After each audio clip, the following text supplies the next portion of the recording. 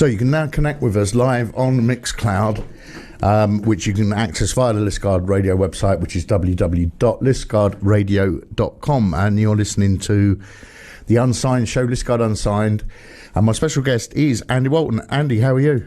I'm very good, Paul. Thanks for inviting us. Yeah, no problem. I'm wanting to get you on for ages. Well, it's been great to come on because it's been 2.5 years, I think, since we've probably spoke properly, which was about the time we launched. We launched our debut single, which you kindly played on air on my birthday. Thank you very much. Yeah. That's it's a double whammy. Yeah, absolutely. Yeah, 2.5 years. Obviously, that was when lockdown started. So we'll talk about that later because obviously that things happened for you during lockdown, didn't it? For the Souls of Misfortune. So, just to start with, how do you describe your sound? We call it dark alternative, and I guess that's trying to just make it a little bit more open and a little bit more accessible for a lot of people without having to use the G word. Yeah, well, we were saying about this when you got here, and obviously you wafted in on a cloud of dry ice, didn't you? And is it okay because I've got a light on? Is that all right? Yes, I've got my special desensitised. Right. Okay, you're not going to turn into a bat and fly off. Maybe later.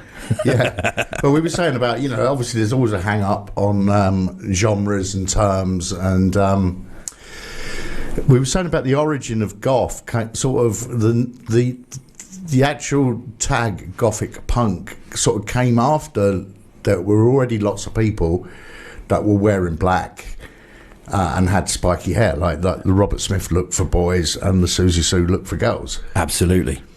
I mean, I remember sort of back end of school, just before I left school, listening to all those sort of bands, and we go to the gigs and everyone was wearing black, and you just kind of started to make your own fashion up, because you could buy certain clothes, but a lot of it was you actually had to go out and sift it out through second-hand shops. Absolutely, and you made your own style. So we didn't at the time think of ourselves as goths. We just liked the music and the sound, and it was just the sort of it was like a self-expression of finding an outfit that suited how you felt when you were seeing those gigs.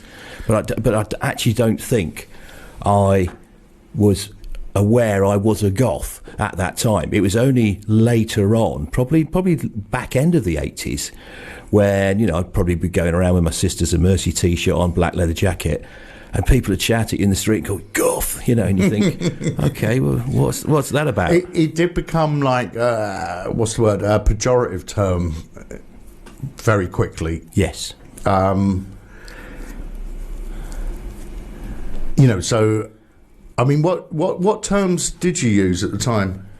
I don't know. I think I'm not a person that's particularly hung up by genres.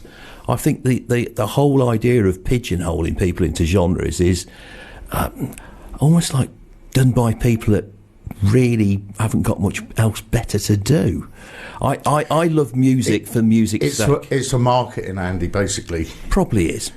That's the obsession with genre. It's just simply for marketing. Yeah. So I don't think bands want to be categorised, but definitely not. Marketeers like to categorise. Yes, and that is probably what it is. But I mean, back in the day, I guess when I was sort of following Susie, I don't think she was called goth until quite a bit later on in her career. Much later. Yeah. So she inspired that look before the term. Yes. Yeah, is what we were saying. So they probably created it in a way, but it was probably that their sort of outfits and design, their persona, created what then was called goth. Mm-hmm. But I also find as well that you can find some people, some die-hard fans within the genres, get very particular about what is and what isn't considered within that genre. Well, a classic one is, Joy Division, for example, not thought of as goth because they didn't have like spiky hair. They looked quite sort of down to earth. Yeah. But you could certainly, in a history of Gothic literature and art, you could definitely make a case for Joy Division, say, being Gothic. Absolutely. I mean, just look at the lyrics, or listen to the lyrics. I mean, they are they're as goth as they get.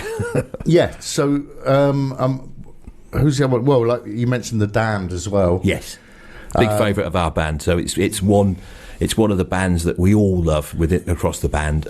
And how do you categorise them?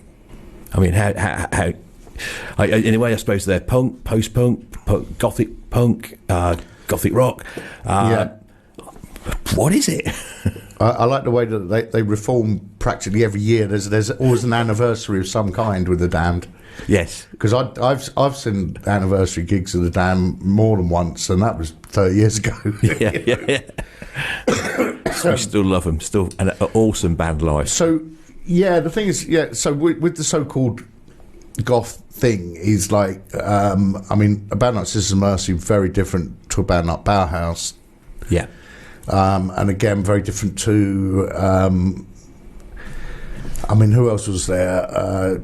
Well, the Cramps are supposedly a goth band, aren't they? I guess so. It's open. It's open for discussion. I mean, I guess they probably created their sound. They were out there, and then people have sort of accepted them as part of their on their playlist, let's say, and then they then become part of that gothic sound.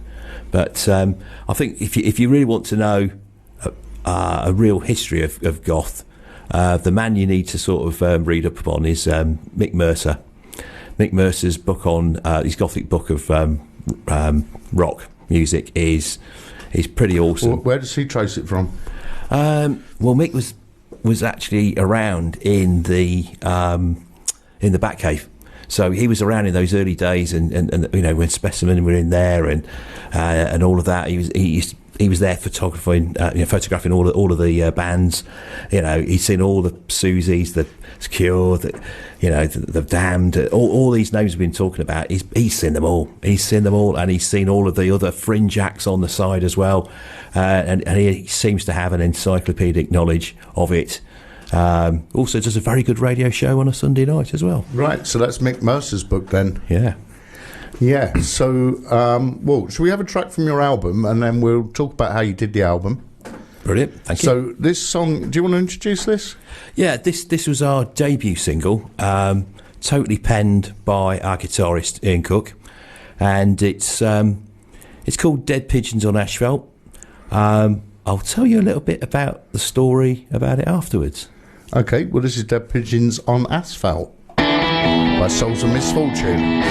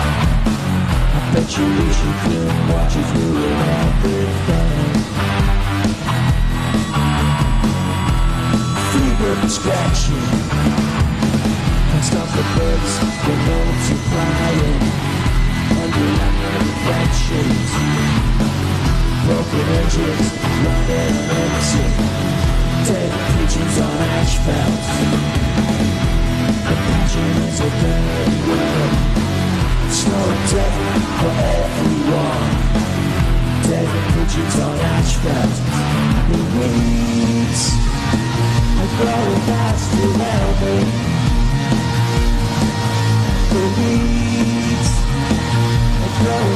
fast around me. The weeds are growing fast around me. This is a lonely place without a friend. This is a lonely place without a friend.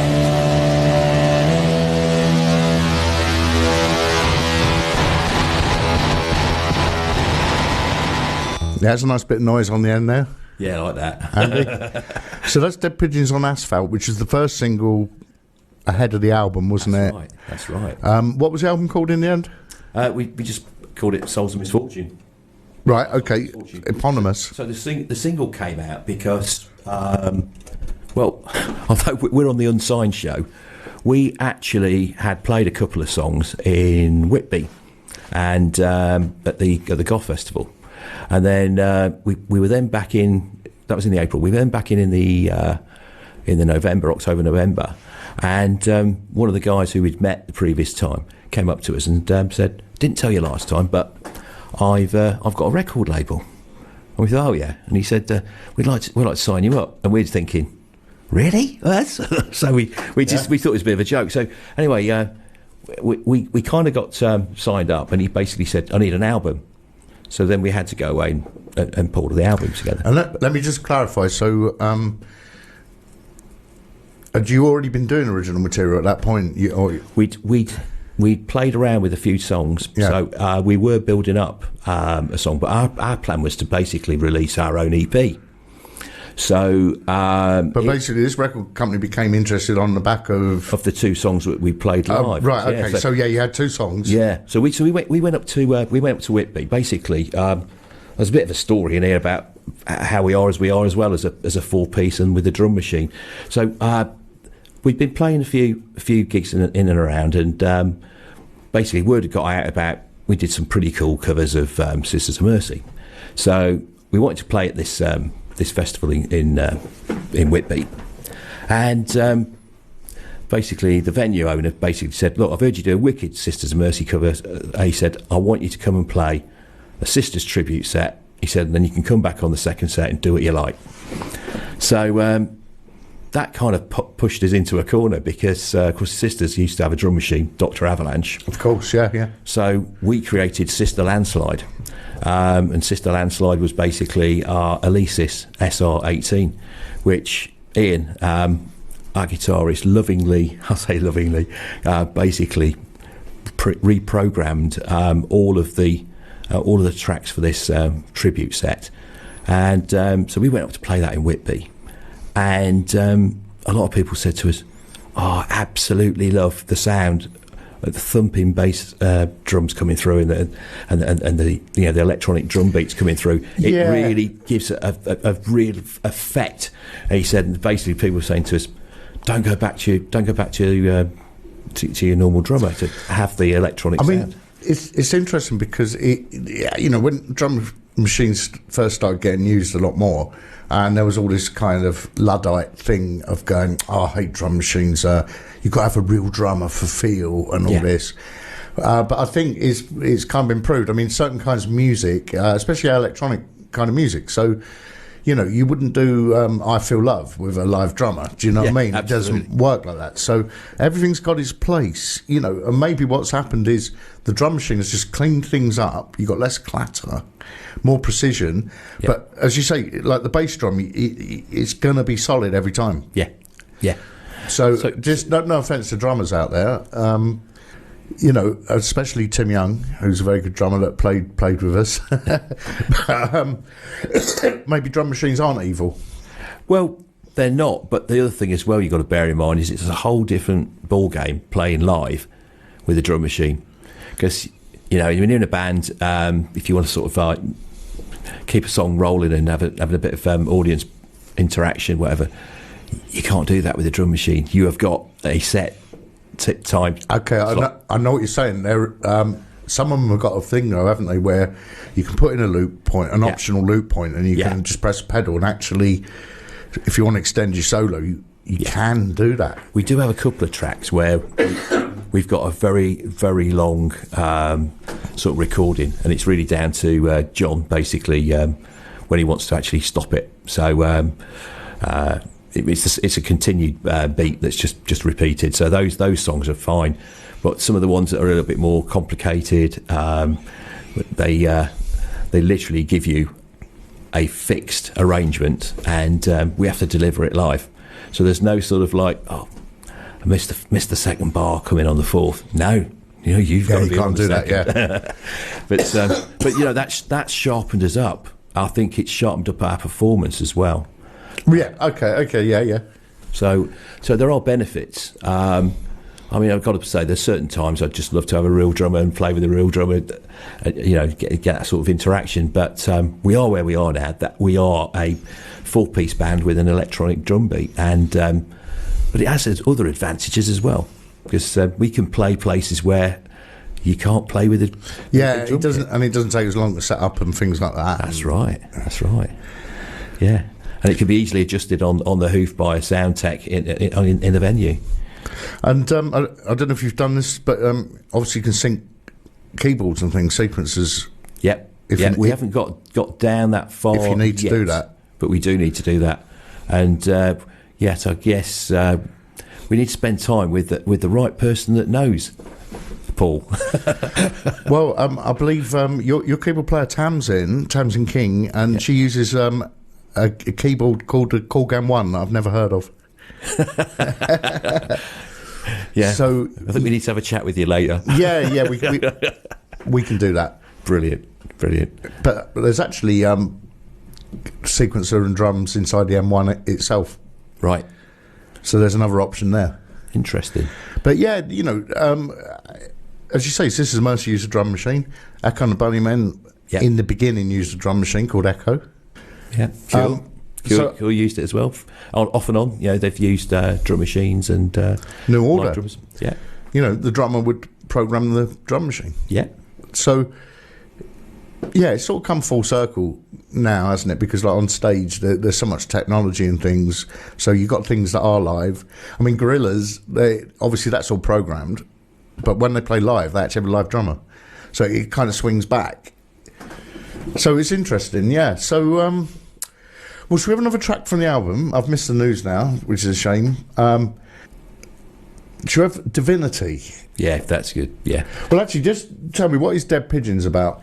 So Dead Pigeons, we were driving into Plymouth, into band practice. I picked Ian up, and we're driving along the road, and Ian noticed a couple of pigeons just dead on the side of the road, and he just thought it was really sad. Just two pigeons just dead. Nobody had even batted an eyelid. They were just lying there dead, and that was it. End of their life. Nobody cared. No compassion. And from that moment, he penned the whole song. And I remember he turned up to practice one night and said, "Guys, I've been playing around with another song. Just listen to this." He played us the demo, and all the three of us we were like, "Oh my God, we've just got to get that recorded as soon as possible." Yeah. It was.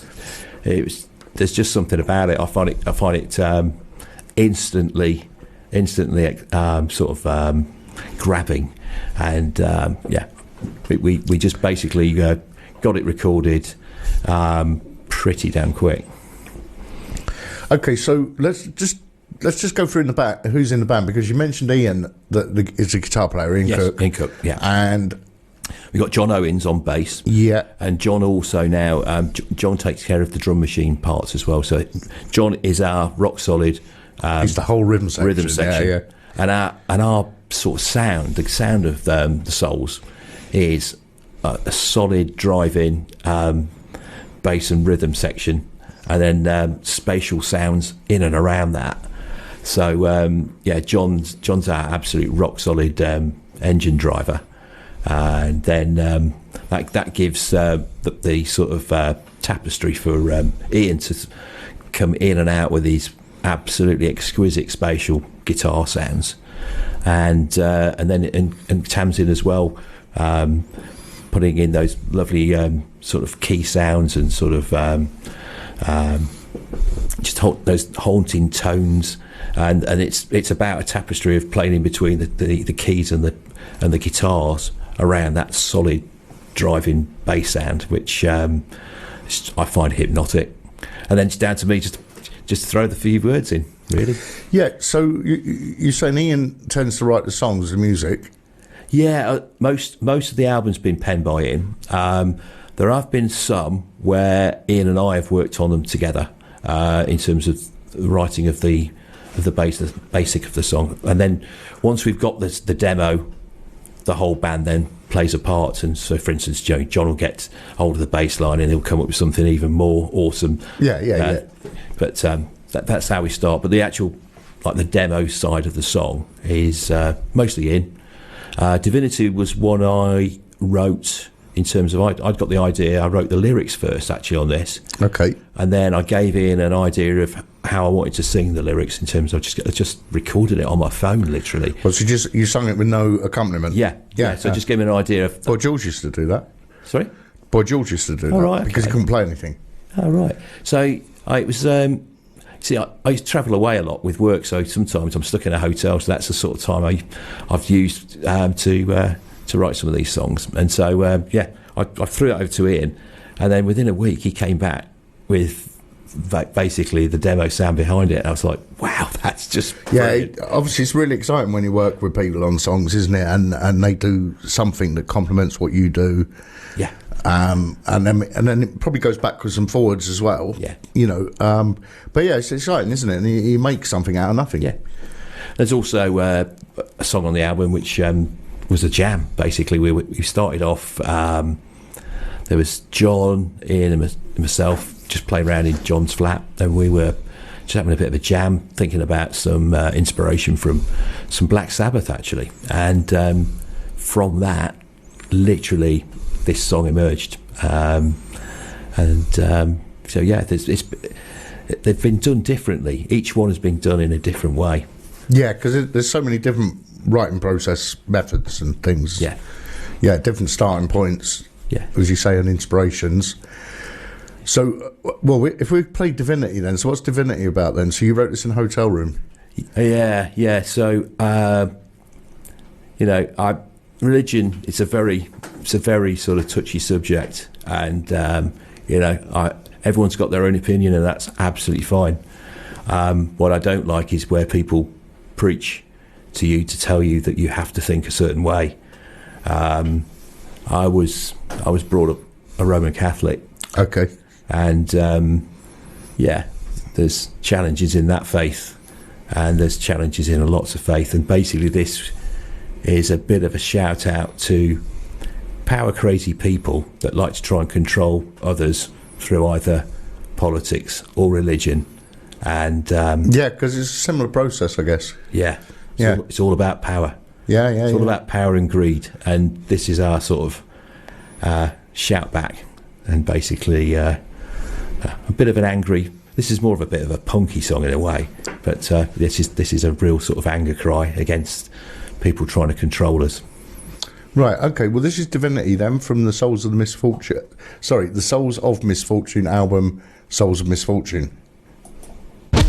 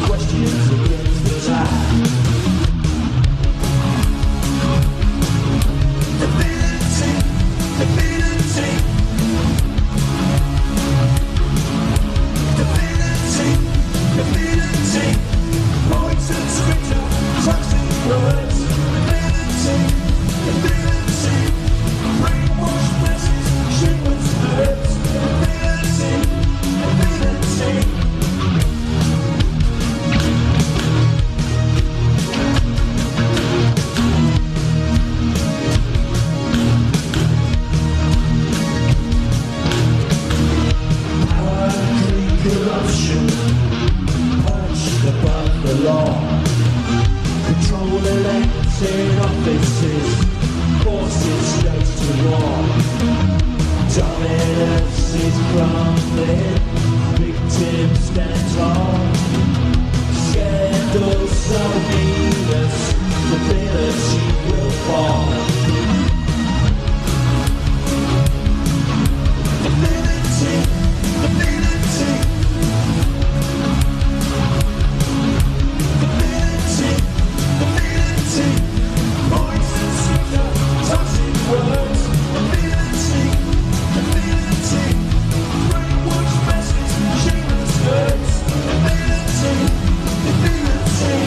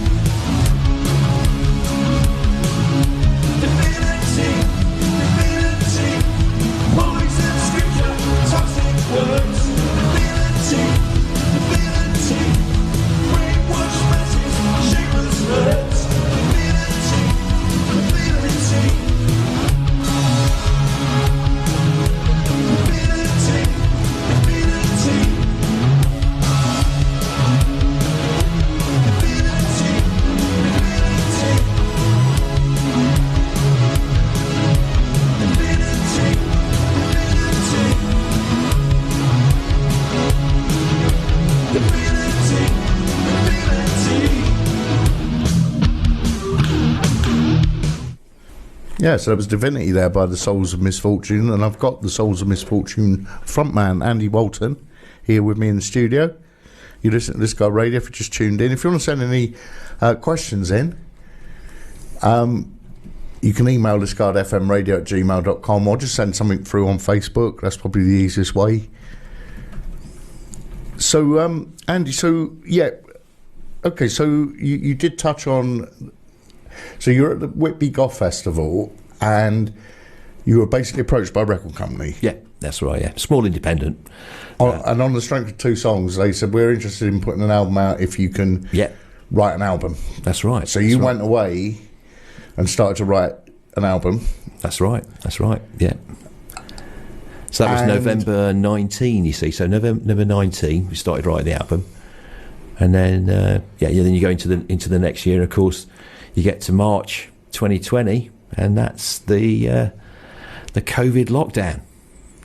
Yeah, so that puts a whole different slant on things. So how did you respond to that? What you know? So what did you do at that point?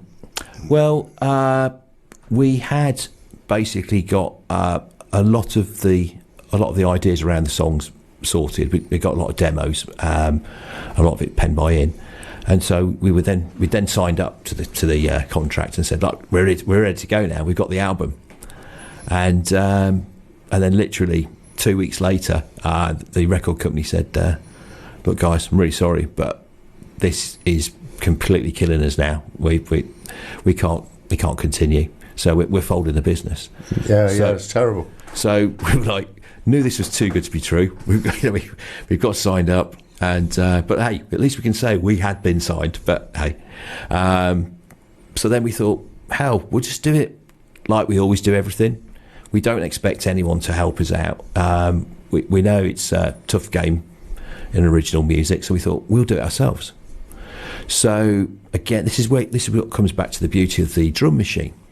So we had the drum machine parts already done for the demo anyway.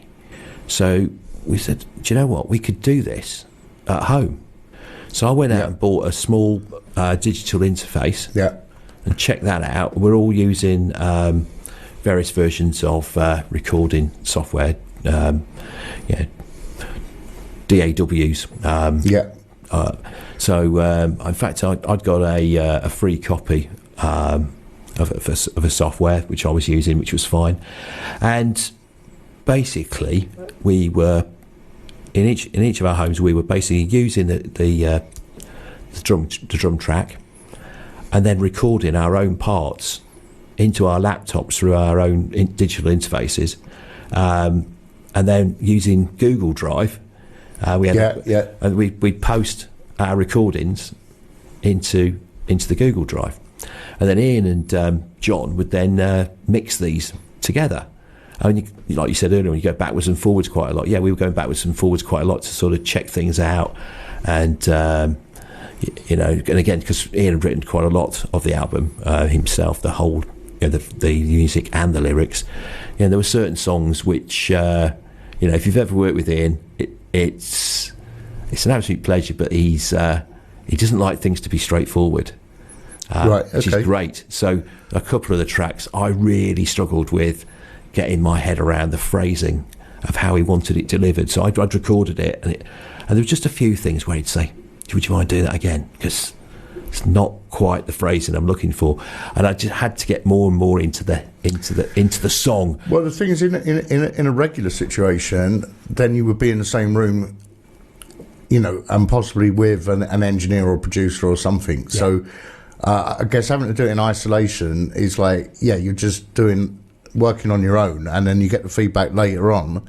Yeah. Rather than getting it then and there That's right. in person, But hey, we had nothing else better to do. I mean, we're all stuck. We're all at home, stuck at home, and it was like, spend my late nights, early mornings, just plugging away, and then when you actually then get a song pulled together and you're happy with it, it's like, that's pretty impressive. We've managed to do that in the circumstances. Yeah. I mean, presumably though, obviously, when you're singing, you can't just sing to a drum track, so you need at least some guitar or something. Yes, so I'd use the demo. So I'd use basically, I'd have the drum track down, which was solid. We'd have Ian's demo coming through my cans, and then I'd just be singing in the.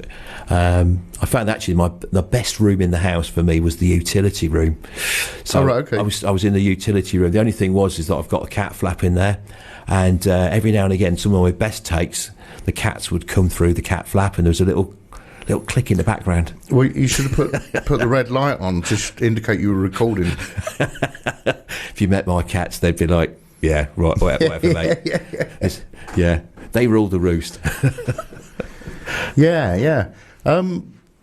So you all recorded at home, and then you obviously put your parts up on Google Drive, and then Ian and John have mixed them. And presumably you did your own mastering. In a way, yes. It was a bit crude. Yeah. You just run it through SoundForge and compress it at 1.5.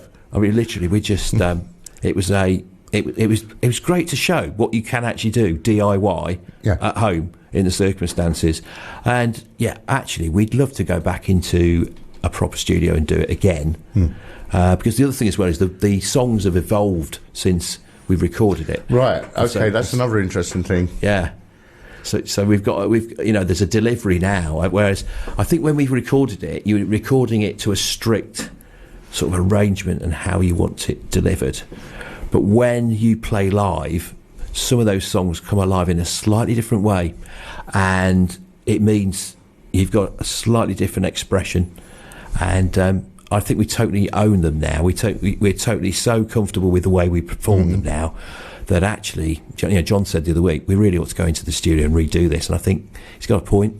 Although I'm absolutely proud of what we've done, but I think to have the skill of good sound engineer working with us and somebody mastering it, I just think how much more impressive would that album be? Yeah.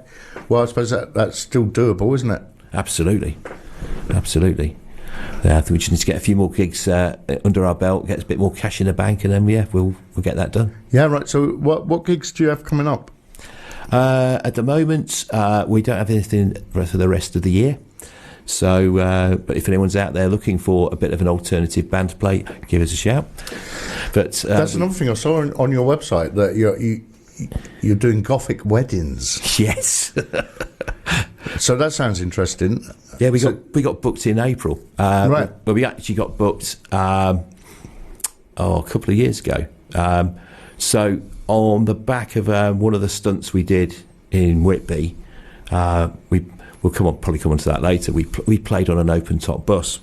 On the back of that, a couple that were on that bus asked if we wouldn't mind playing for their wedding that was going to be held in Whitby. But it's been postponed, and eventually it came to fruition this April. So we took the trip up to Whitby to play their wedding, which was an absolute blast. We played in this beautiful room, the Met Lounge, which part of the hotel there. It's a beautiful ballroom with a proper stage, and you can go on the website or on our Facebook page, you'll see the pictures. But it was an absolute dream to play there, and to play to such a lovely audience. Now, they did ask us to play mostly covers. Right. We did throw a couple of our own in, and it went down okay. So, but we were supporting the Spooky Kids, which is the UK's premier Marilyn Manson tribute act. Oh, right, okay. Yeah. They were something else. The stage setup those guys had was amazing. So although we're on this huge stage, we had a very, very small area we were allowed to sort of set our kit up and stand on. But well, lucky you haven't got the drums. Yeah, absolutely.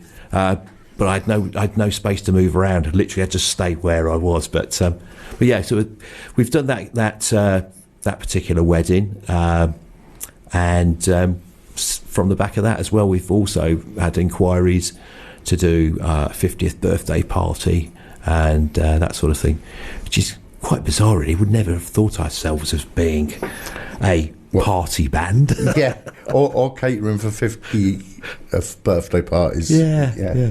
Well, it's the age, isn't it? It's our age of the sort of genre, I suppose.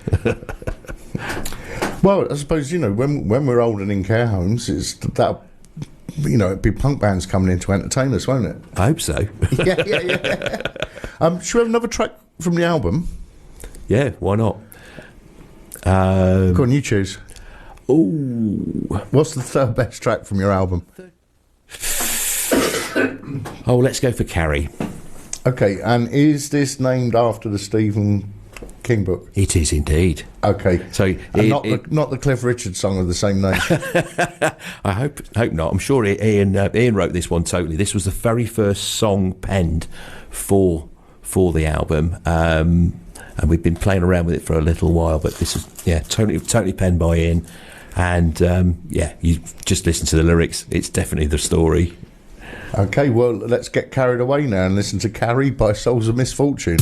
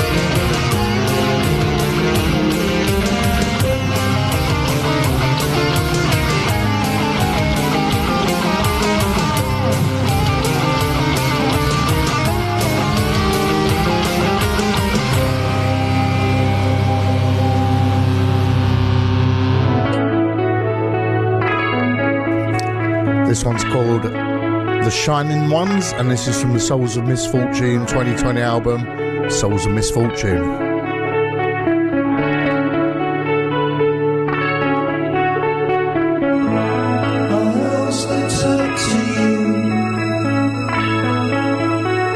You really didn't want to know.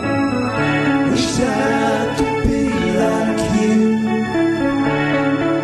I used to watch you come and go. The first time I met you, something changed in me. I was so primitive, you taught me how to really see. Next time we met, I thought we'd done something wrong. I was only trying to be like you. They were the shining ones.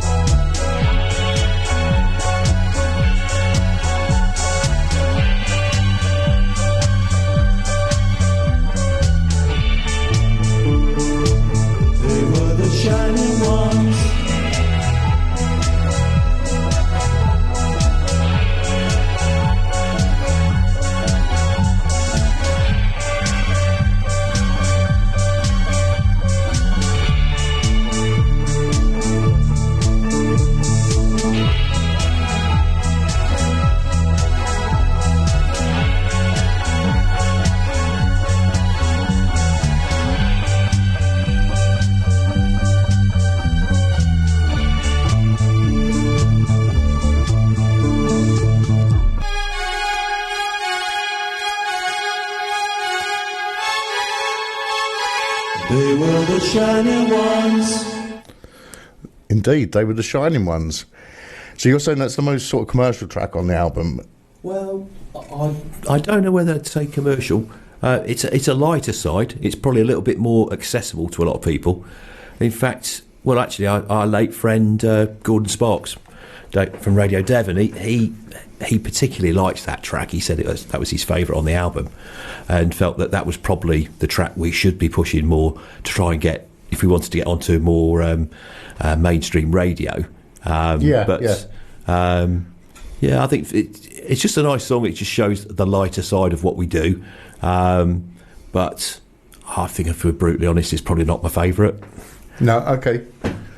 That's fair enough. But yeah, it's another string to your bow, isn't it? Absolutely. You know, it just shows. It shows. It shows. I think the musicianship of the band, and it shows a different style, and it shows that we're not basically one size fits all. There's quite a breadth of. I think the album is actually quite eclectic in some ways. It's definitely Souls of Misfortune, but it's quite eclectic in terms of the different sounds and the different rhythms that we've put in there.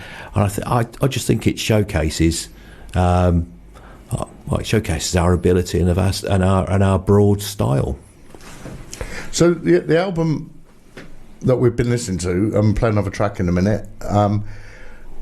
Is this actually? So have you put it out for sale yourselves? Yeah, it's available on Bandcamp. So you can download it on Bandcamp, and actually, it just pays what you think it's worth. I mean, right, okay. People can download it for free on Bandcamp, but if you could put a small amount on there, that would be great.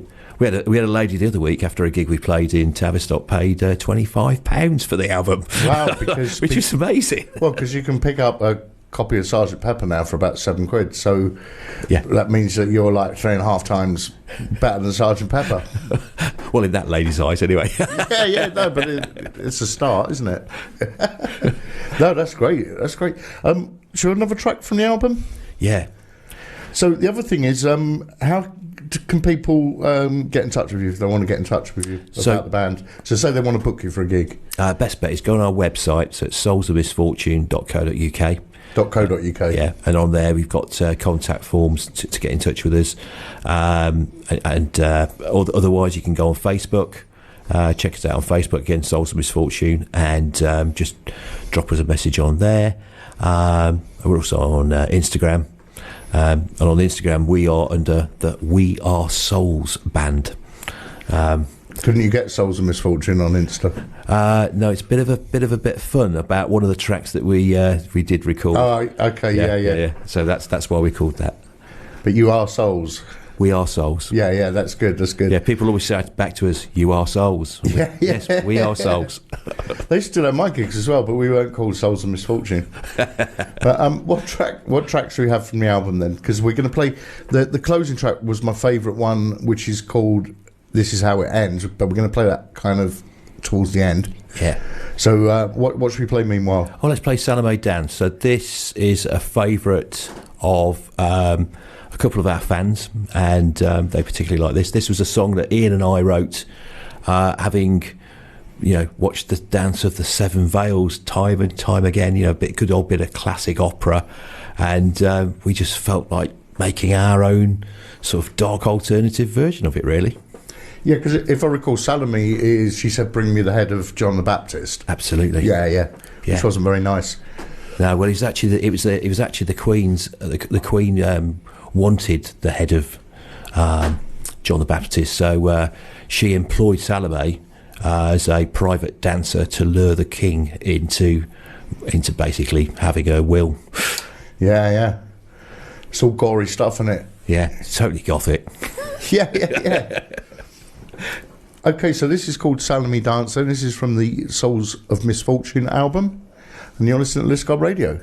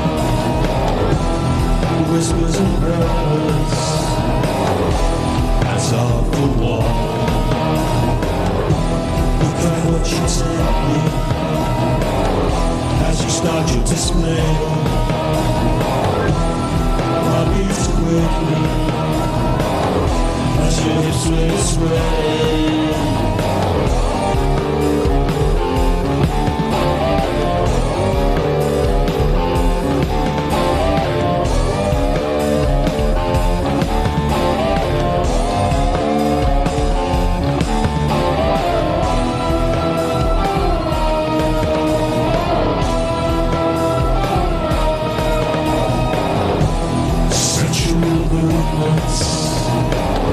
Forgot desire. Always looking at me. Passionate lips. Turn us to fire. Eyes pierced like knives. Going for the kill. Under your spell. Lose I will. So long me dance for me. So long me dance for me. I'll give you anything your evil heart desires. So long me dance for me. So long me dance for me. I'll give you anything your evil heart desires.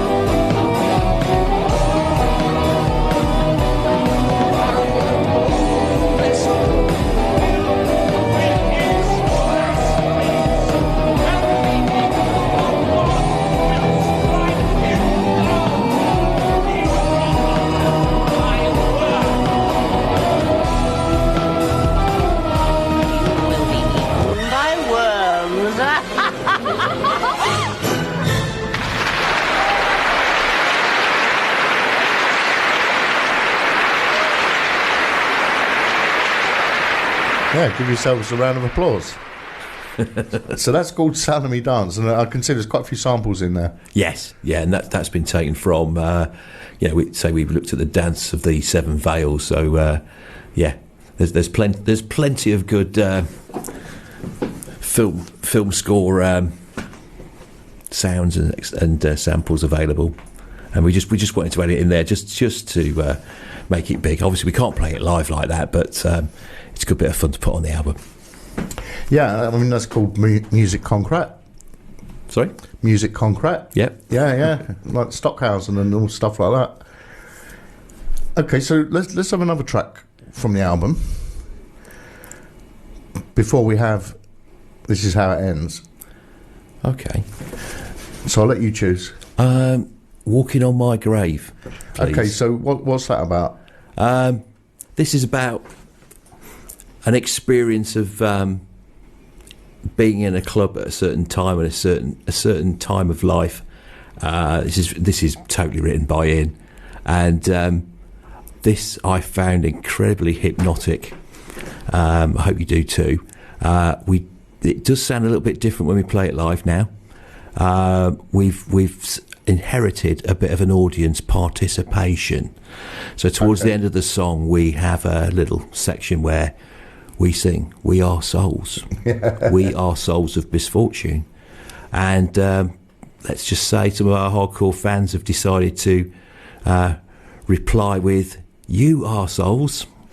And this goes on and on and on. So sometimes our live versions can go on to about sort of 6-7 minutes. Right, okay. A bit of fun. This is an edited version that's 4 minutes 10. But this is called "Walking on My Grave."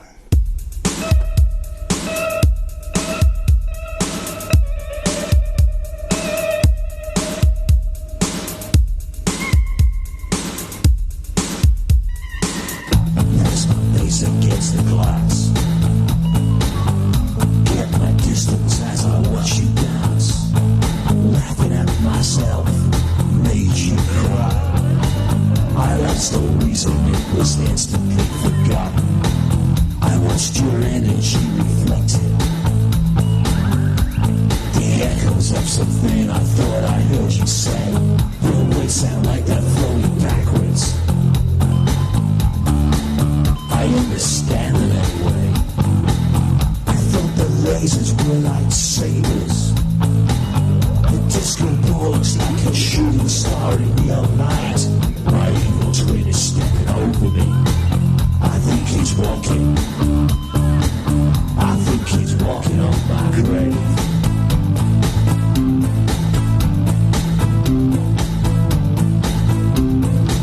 Said you want to change the world.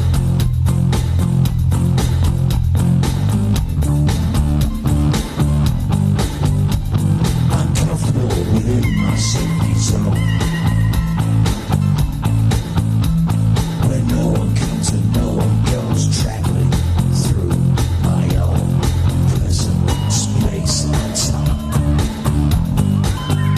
where I realize there is no grand scheme of things. I realize there is no grand scheme of things. The clocks are moving backwards again, slowing down the future, delaying the end.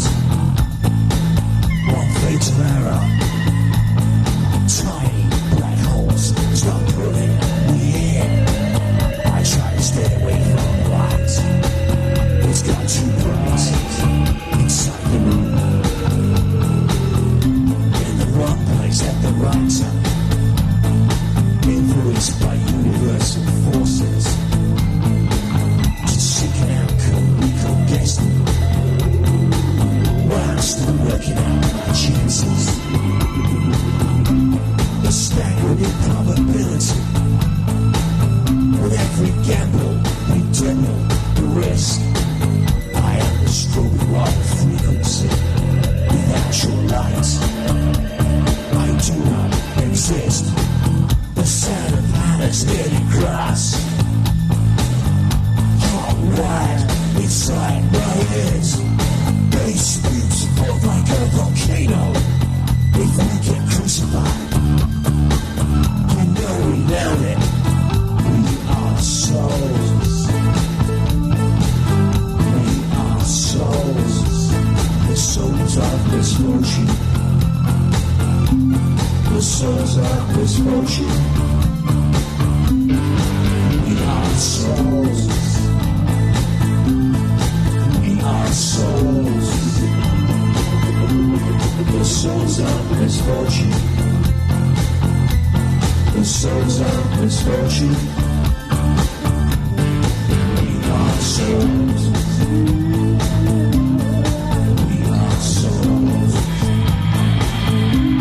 the souls of misfortune, the souls of misfortune. Souls, we are souls,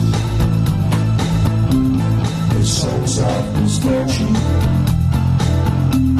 the souls of misfortune. We are souls.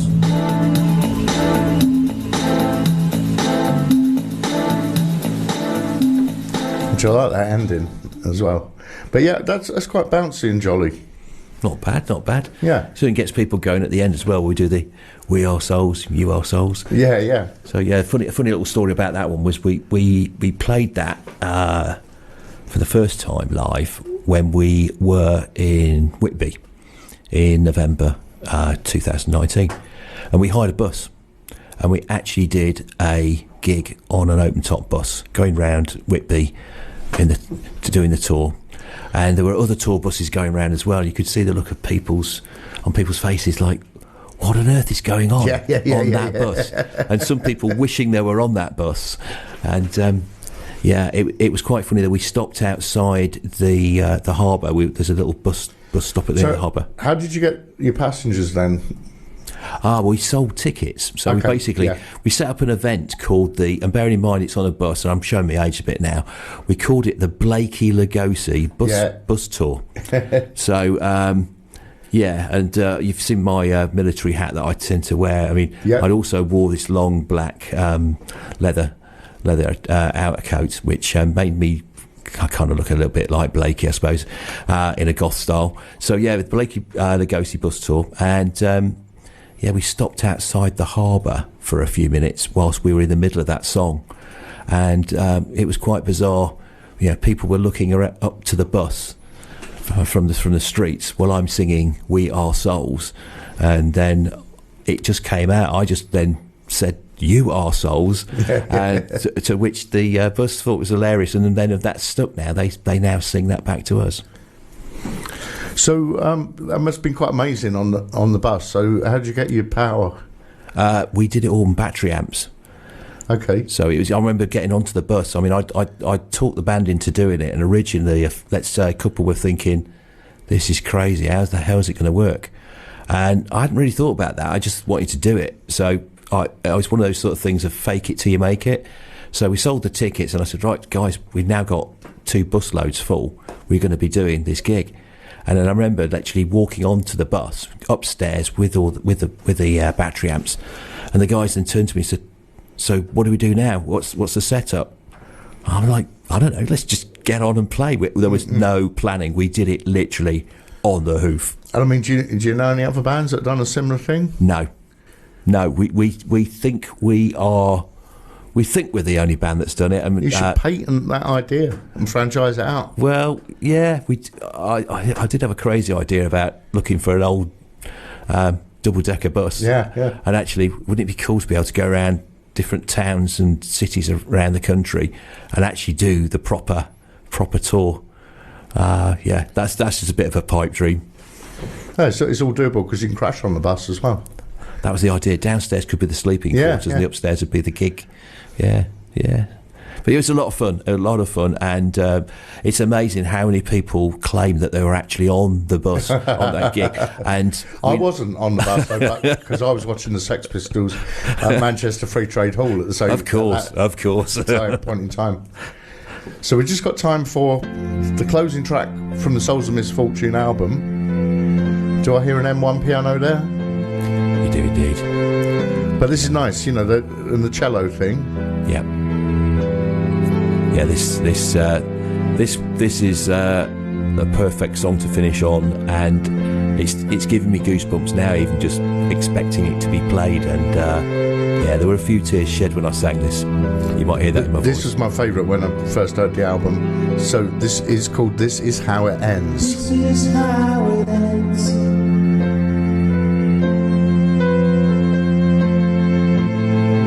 Drowning in the sea.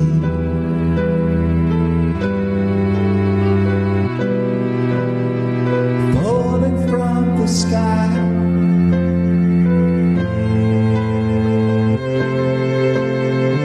Hit by a falling tree.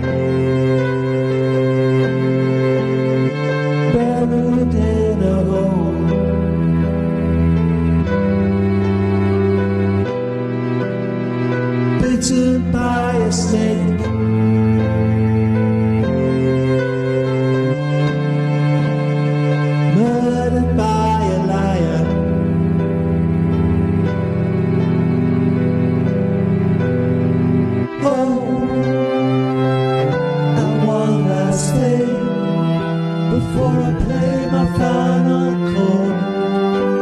It's been very interesting.